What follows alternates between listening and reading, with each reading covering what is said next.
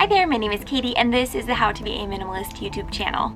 I'm so glad that you've joined me today. Don't forget to check the links down in the description box because I always include links to articles, my books that I've written. I have 2 books on minimalism plus a clean and quirky romance series as well as chapter books for kids. So please don't forget to check it out. And while you're at it, please like this video as well as subscribe to the channel so you can get more videos like this one. I really do appreciate you supporting the growth of this channel and the How to Be a Minimalist brand. It really means a lot to me.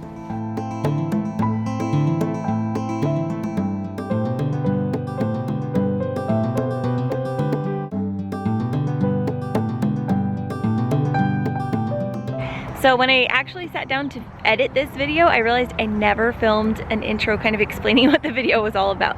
So these are just a few of my simple living practices that I'm either currently working on or things that I have worked on and have tried really hard to become better at over the years. Either way, they're all really important and have helped me to live a more meaningful life. I hope that you enjoy this video. I'm gonna go and finish walking these dogs.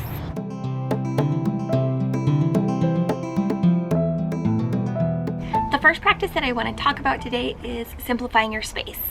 Now, I know that this is not always easy and sometimes it's very overwhelming, especially if you are new to minimalism or just want to get a little bit more organized because you feel like your house is in a little bit of disarray.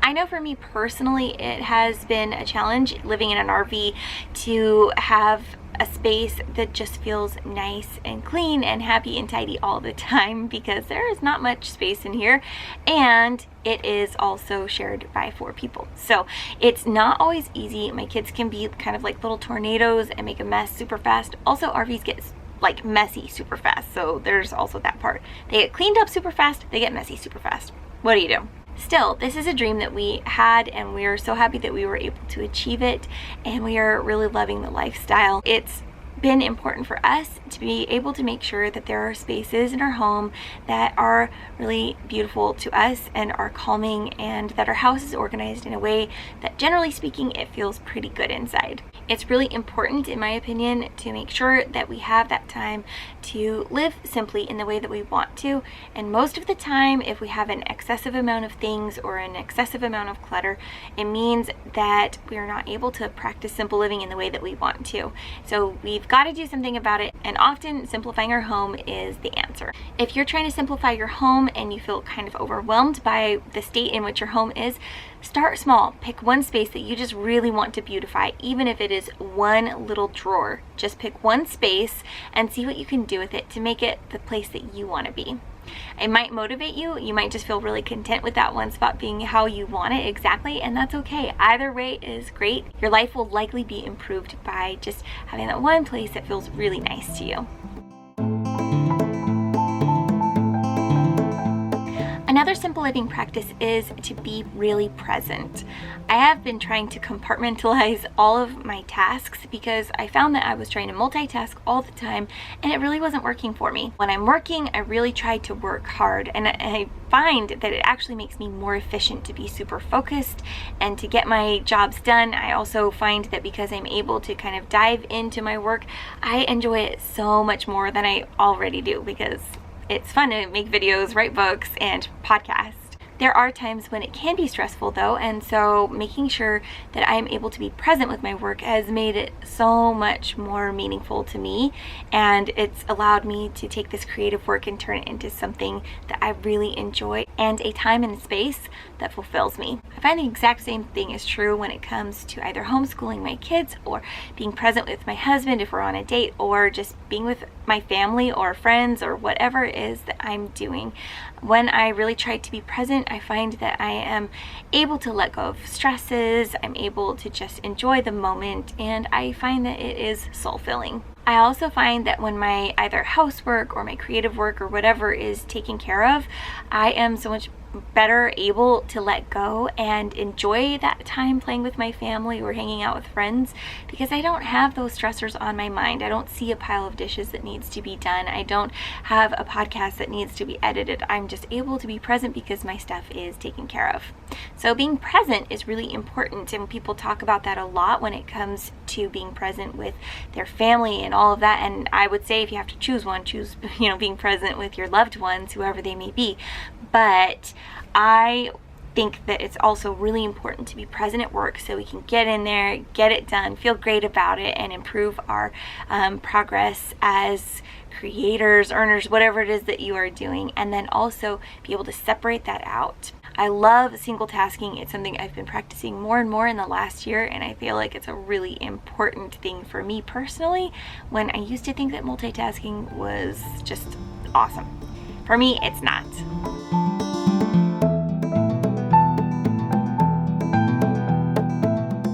My third practice is to take meaningful quiet time. A lot of times it's easy to get caught up in activities that we think are quiet, but they're not really meaningful to us, and they're actually not all that quiet. Sitting on your phone for a while is not actually that quiet because you're inviting all of those distractions and voices into your headspace, and it is a very loud place on the internet. There are a lot of people on there with a lot of different things to say and ideas and opinions and just all kinds of different information, whether it is creative or whatever. It's just kind of a loud place, and it doesn't really allow us to be with ourselves alone. So I think that having meaningful quiet time is really important. Maybe you need to make yourself a cup of tea. Maybe you need to unplug for 15 minutes a day. Maybe you need to go on a walk or journal, whatever it is. I know I have a lot of different little things that I like to do that make my life more meaningful, because I'm just taking that moment to be quiet and to kind of contemplate and get back to where I want to be in my headspace.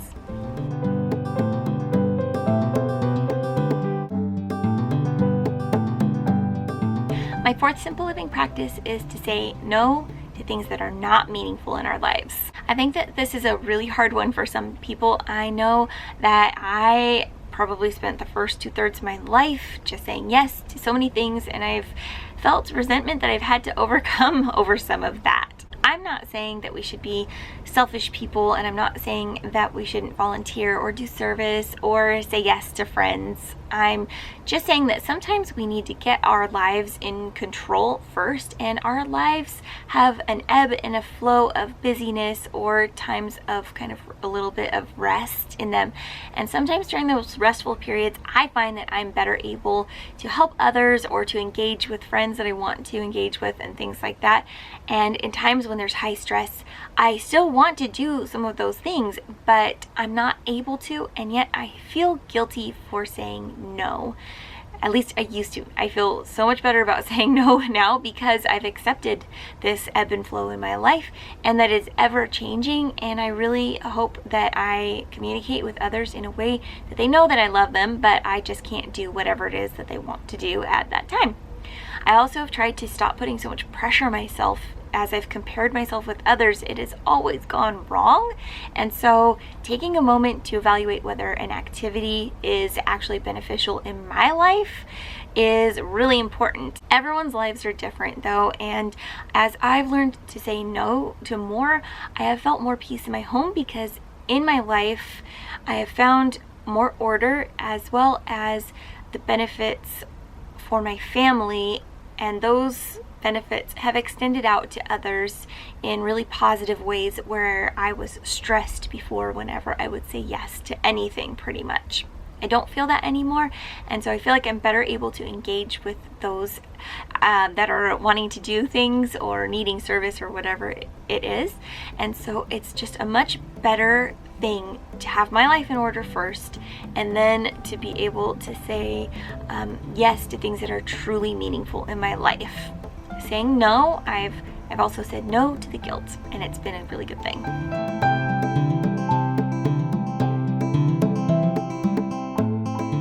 My fifth simple living practice would be to actually say yes to more. I know that's kind of funny, but as we say no to things that are not meaningful, or say no to bringing more junk into our house, or say no to keeping clutter around, no to frivolous activities that have no meaning to us at all, we actually make more time in our lives to do things that we really want to do. It might be picking up a hobby, it might be service or volunteering, it might be actually starting that garden you've always wanted to start. Sometimes we have to say no. Actually, I think we always have to say no to something in order to say yes to something. So figuring out what is most important to say no to actually means that we are figuring out how we have more time to say yes. And I think that that is a really, really wonderful thing. It makes me really happy knowing that the things in my life have meaning. This has been a wonderful way for me to have more meaning in my life by figuring out what I want to say no to and what I want to say yes to. It's been a huge game changer and my life just feels more full for it. I hope that this video was helpful to you and that maybe you have some new insights into simple living. Thanks so much for watching, and I will see you in the next video. Remember, it's all about the experiences, not the stuff.